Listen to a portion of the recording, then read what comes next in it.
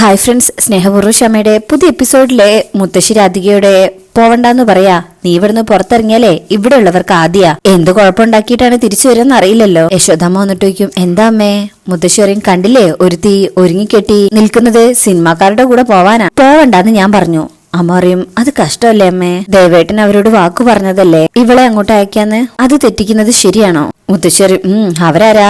ഇന്നലെ കണ്ട് പരിചയപ്പെട്ട ഒരുത്തി. അവരോട് വാക്കു പാലിക്കാൻ മാത്രം ഇത്ര നിർബന്ധം കാണിക്കുന്നത് എന്തിനാ? യശോദ പറയും, ഏതായാലും മോള് റെഡിയായില്ല അമ്മേ, പോയിട്ട് വരട്ടെ.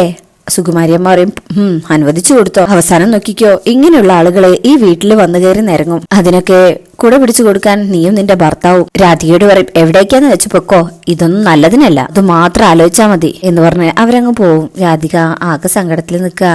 യശോദ പറയും, മോളിതൊന്നും കാര്യാക്കണ്ട, പോയിട്ട് വാ. അപ്പോഴും രാധികയ്ക്ക് വലിയ താല്പര്യമില്ലാത്ത പോലെ നിക്ക. അപ്പൊ അമ്മ പറയും, ആഹാ ഈ ഡ്രസ്സ് എന്റെ മോൾക്ക് നന്നായി ചേരുന്നുണ്ട്. രാധിക പറയും, പിന്നെ എനിക്കെന്തോ സർപ്രൈസ് ഉണ്ടെന്നാ മിനിയ മാഡം പറഞ്ഞതമ്മേ. ഞാനത് എന്താന്ന് അറിയാനുള്ള വെപ്രാളത്തിലാ. അമ്മ പറയും, അതിനെന്താ? എന്തായാലും ഒരു കാര്യത്തിന് ഇറങ്ങുമ്പോ മുത്തശ്ശി നല്ലത് പറയുന്നേ നീ പ്രതീക്ഷിക്കുന്നില്ലല്ലോ. ഇന്നും അതുണ്ടായില്ല, അത്രേ ഉള്ളൂ. അവര് നല്ല സ്നേഹമുള്ള സ്ത്രീയാ, നിന്നെ നോക്കിക്കൊള്ളുന്ന അമ്മയ്ക്കറിയാം. രാധിക പറയും, എന്നാ ഞാൻ പോട്ടെ. അല്ല, തിരിച്ചു വരുമ്പോ മുത്തശ്ശി എന്നെ ഇവിടെ കേറ്റുവോ? അമ്മ പറയും, മുത്തശ്ശി കേട്ടിയില്ലെങ്കിൽ വേണ്ട, ഞാൻ കേട്ടിക്കോളാം. എന്നാ ഞാൻ പോയിട്ട് വരാം എന്ന് പറഞ്ഞ് രാധിക അവിടെ നിന്ന് ഇറങ്ങാണ്. അതിനുശേഷം പിന്നീട് കാണിക്കുന്നത് കണിമംഗലത്ത് പ്രിയ ഫോൺ എടുത്ത് തിരുമേനിയെ വിളിക്കാണ്, അച്ഛനെ. എന്താ മോളെ? പ്രിയ പറയും, ഒന്നുമില്ല, വെറുതെ ഇരുന്നപ്പോ അച്ഛനെ വിളിക്കാൻ തോന്നി. അത് നല്ല കാര്യാ, ഇടയ്ക്ക് ഇങ്ങനെ വിളിക്കുകയാണെങ്കിൽ ഏതു നേരവും അച്ഛന് മോളുടെ കാര്യം അറിഞ്ഞോണ്ടിരിക്കാലോ, അതൊരു മനസ്സമാധാനാവും. പ്രിയ പറയും, എന്റെ കാര്യത്തിൽ അച്ഛൻ അങ്ങനെ പേടിക്കൊന്നും വേണ്ട. അച്ഛാ, ഞാനൊരു കാര്യം ചോദിക്കട്ടെ? എന്താ മോളെ? പ്രിയയ്ക്കും, അച്ഛാ ഞാൻ എന്റെ ഇഷ്ടത്തിനാണോ ജീവിക്കേണ്ടത് അതോ മറ്റുള്ളവർ പറയുന്ന കേട്ടാണോ ജീവിക്കേണ്ടത്? തിരുമേനിക്കും എന്താപ്പോ ഇങ്ങനൊരു ചോദ്യം? പ്രിയ പറയും, ഞാൻ ചോദിച്ചെന്നേ ഉള്ളൂ. ജീവിതത്തിൽ ഓരോ ആൾക്കാർക്കും ഓരോ ലക്ഷ്യം കാണുമല്ലോ, ആ ലക്ഷ്യം നടപ്പിലാക്കാനല്ലേ നമ്മുടെ ജീവിതം കൊണ്ട് ശ്രമിക്കേണ്ടത്. അച്ഛൻ പറയും, ജീവിതത്തിനൊരു ലക്ഷ്യം ഉണ്ടാവണം, അത് നടത്തിയെടുക്കാൻ വേണ്ടി നമ്മൾ പ്രയത്നിക്കാൻ വേണം. പക്ഷേ നമ്മുടെ ഇഷ്ടത്തിന് മാത്രമായിട്ട് നമുക്ക് സഞ്ചരിക്കാൻ കഴിയില്ല. കാരണം നമ്മളൊരു കുടുംബത്തിന്റെ ഭാഗമാണ്, സമൂഹത്തിന്റെ ഭാഗമാണ്. അപ്പൊ അതിൻ്റെതായ നിയന്ത്രണങ്ങള് എല്ലാവർക്കും ഉണ്ടാകും. എങ്ങനെ പറയുമ്പോഴായിരിക്കും ക്ഷേത്രത്തിനകത്തേക്ക് സോണിയ കയറി വരുന്നത്. അങ്ങനെ തിരുമേനി പ്രിയോട് പറയും, നമ്മളെല്ലാം പാലിക്കുകയും ശീലിക്കുകയും വേണം. പ്രിയയ്ക്കും, അപ്പൊ ലക്ഷ്യങ്ങൾ മറന്ന് നമ്മൾ മുന്നോട്ട് പോകണമെന്നാണോ അച്ഛൻ ഉദ്ദേശിക്കുന്നത്? അതുമോളെ, വെള്ളം അന്വേഷിച്ച് നമുക്ക് എത്ര ദൂരം വേണമെങ്കിലും നടക്കാം, അല്ലെങ്കിൽ നമ്മൾ നടക്കുന്ന വഴിയിൽ നിന്നും നമുക്ക് വെള്ളം കണ്ടെത്തുകയും ചെയ്യാം. പ്രായോഗികമായി ചിന്തിക്കുന്ന ആളെ രണ്ടാമത് പറഞ്ഞതായിരിക്കും ചെയ്യാൻ പോകുന്നത്. പ്രിയയ്ക്ക് ഇത് ഇഷ്ടപ്പെടുന്നില്ല. മറ്റേ സോണി ഇതൊക്കെ കേൾക്കുന്നുണ്ട്.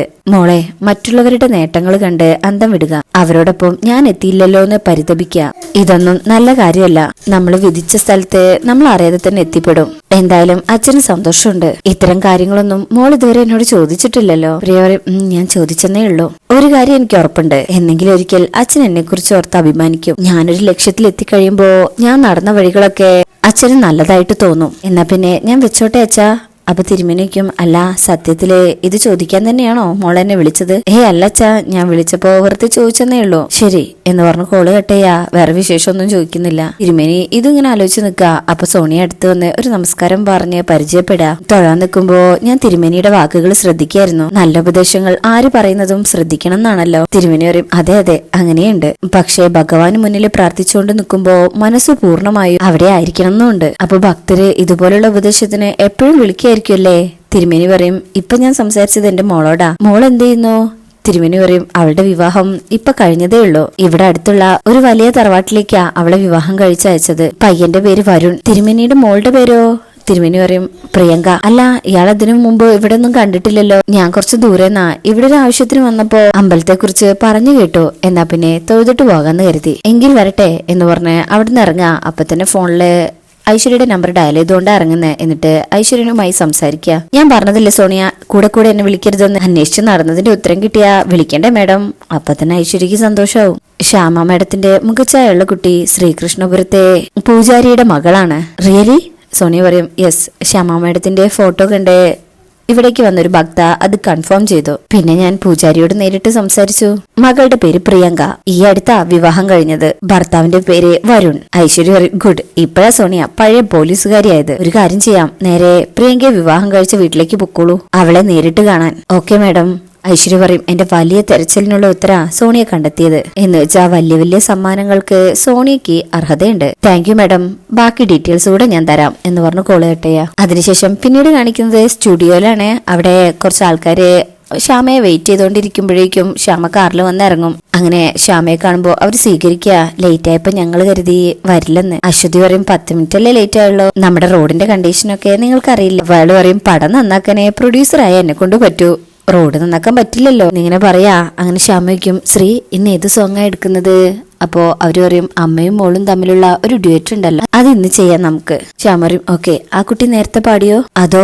അപ്പൊ ശ്രീ പറയും ഇല്ല മാഡം, ഒന്നിച്ചു മതിയെന്നാ എന്റെ താല്പര്യം. ശ്യാമ പറയും ആയിക്കോട്ടെ, ഞാൻ ചോദിച്ചെന്നേ ഉള്ളൂ, കുഴപ്പമൊന്നുമില്ല, ഞാൻ ആ കുട്ടിയെ നന്നായി പഠിപ്പിച്ചിട്ടുണ്ട്, ആ കുട്ടി നന്നായി പാടുന്നുണ്ട്. ശ്യാമ പറയും അല്പം കുഴപ്പങ്ങൾ ഉണ്ടായാലും സാരമില്ലടോ, എല്ലാവരും തുടക്കത്തിൽ അങ്ങനെയൊക്കെ തന്നെയല്ലേ, നല്ല ഗായകരും ഉണ്ടാവട്ടെ, സംഗീതത്തിന്റെ ലോകം ഭദ്രമാണല്ലോ, എങ്കിൽ ഞങ്ങൾ അകത്തേക്കിരിക്കാം എന്ന് പറഞ്ഞ് അവരകത്തേക്ക് പോവാ. അങ്ങനെ അവര് പോയി കഴിഞ്ഞാൽ പ്രൊഡ്യൂസർ പറയും ഇത്രയും വലിയ ഗായികയായിട്ടും അവരുടെ എളിമ കണ്ടോ, വേറെ ചിലര് പുതിയ കുട്ടികൾ വരുമ്പോ അവരുടെ തലയിൽ ചവിട്ടി എല്ലാം ഇല്ലാതാക്കാനും ശ്രമിക്കൂ. ശ്രീ പറയും ശ്യാമമ്മയുടെ എപ്പോഴും അങ്ങനെ തന്നെയാ, എല്ലാവരോടും ഒരു കാരുണ്യം നിറഞ്ഞ പെരുമാറ്റം, ഹരി എല്ലാം പെട്ടെന്ന് സെറ്റാക്ക് എന്ന് പറഞ്ഞ അവരും പോവാ. ശേഷം പിന്നീട് കാണിക്കുന്നത് രാധിക ഡബിംഗ് സ്റ്റുഡിയോയിൽ എത്തിയിട്ടുണ്ട്. അല്പസമയം കഴിയുമ്പോ വിനിയ മേഡവും എത്തും. അങ്ങനെ അവര് സംസാരിക്കുകയാണ്. രാധിക എത്തിയിട്ട് ഒരുപാട് സമയമായോ?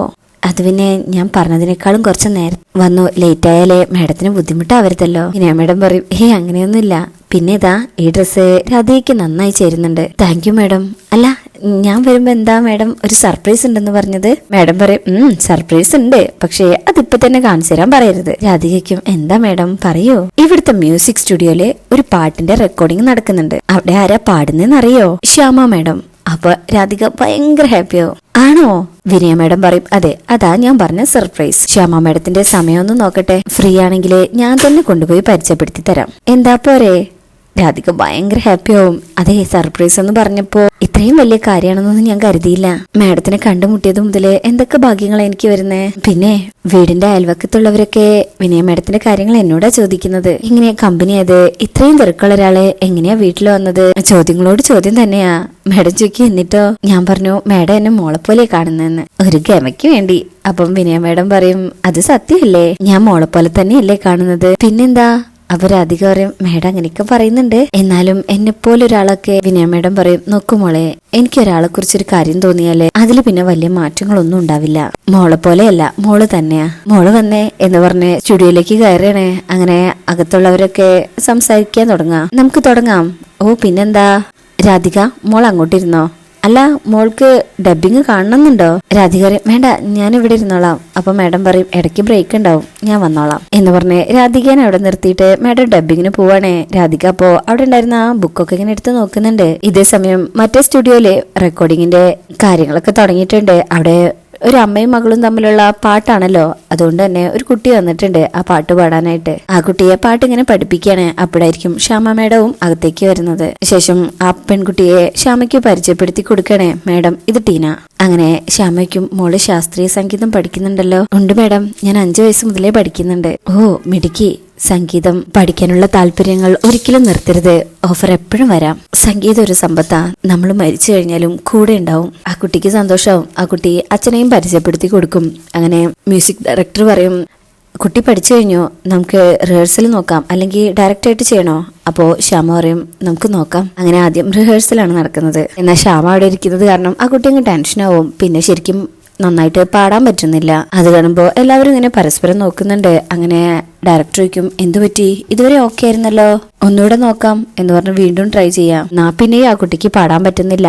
അപ്പോ സിനിമയുടെ പ്രൊഡ്യൂസർ പറയും ഇതുവരെ പുഷ്പം പോലെ പാടിക്കൊണ്ടിരുന്ന കുട്ടിയാ. അപ്പൊ ആ കുട്ടിയുടെ അച്ഛൻ പറയും മോൾക്ക് പേടി കൊണ്ടാണ് മാഡം, മാഡത്തെ പോലെ ഒരാളുടെ കൂടെ ഇരിക്കാന്നൊക്കെ പറഞ്ഞ ശ്യാം പറയും ഓക്കെ എനിക്ക് മനസ്സിലാവും, പേടിക്കേണ്ടടോ, നമ്മുടെ മുന്നിലിരിക്കുന്നത് ആരാണെന്നല്ല, നമ്മുടെ മനസ്സിലിരിക്കുന്ന സംഗീതത്തിൽ നമ്മൾ കോൺഫിഡൻസ് ആണോന്ന് മാത്രം നോക്കിയാൽ മതി. അങ്ങനെ ഒരു ചിന്തയുണ്ടെങ്കിൽ നമുക്ക് എവിടെയും നമുക്കറിയാവുന്ന സംഗീതം അതിന്റെ ആഴത്തിൽ പാടാനാവും. മോള് ഒന്നുകൂടെ ശ്രമിക്കും.